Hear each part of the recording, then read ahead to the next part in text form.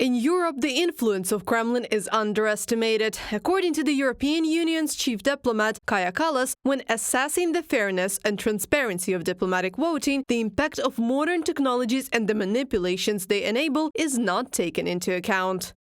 I see the examples from Romania, but also other parts that the Russians have really cracked the code on how to influence elections. Democracy is based on trust, and if you can't trust elections anymore, then how can you trust the outcome? Kaja Kallas, High Representative of the European Union for Foreign Affairs and Security Policy, from the publication Politico.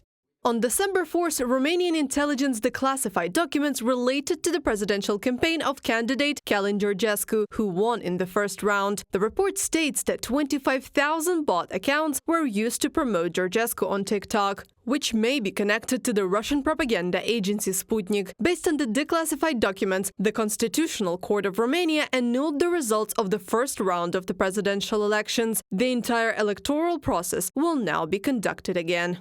The key points are the declassified reports prepared by the Romanian Intelligence Service and the Foreign Intelligence Service. These reports reveal that during the first round of the elections and throughout the campaign, there was not only the illegal misuse of TikTok tools for which Călin Georgescu was accused. Instead, we were dealing with an organized, coordinated and extremely funded campaign mechanism, presumably backed by Russia. Elections in Romania are far from the only example of Russia interfering in the internal affairs of sovereign states. Recently, similar cases have been reported in Georgia and Moldova. Now, EU member states with upcoming elections, such as the Czech Republic, Poland and Germany, are under the close watch of the aggressor states' intelligence services.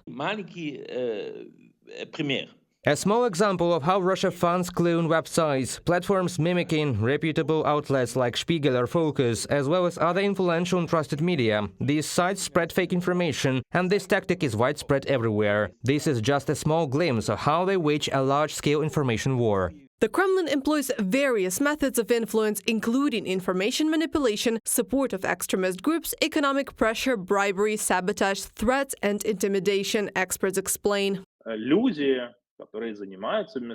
Those involved in interference understand that supporting the Kremlin in its geopolitical conflict with the West can earn them rewards. Often, this conflict translates into weakening opponents by creating internal problems, a straightforward way to destabilize adversaries. These individuals or groups know what to do, because the Kremlin's overwatching message is clear: weaken Western states. This can be achieved through elections, intelligence agencies, the presidential administration, individual parliamentarians or political parties. In 2024, the number of sabotage and cyberattacks organized by the Russian Federation in European countries sharply increased.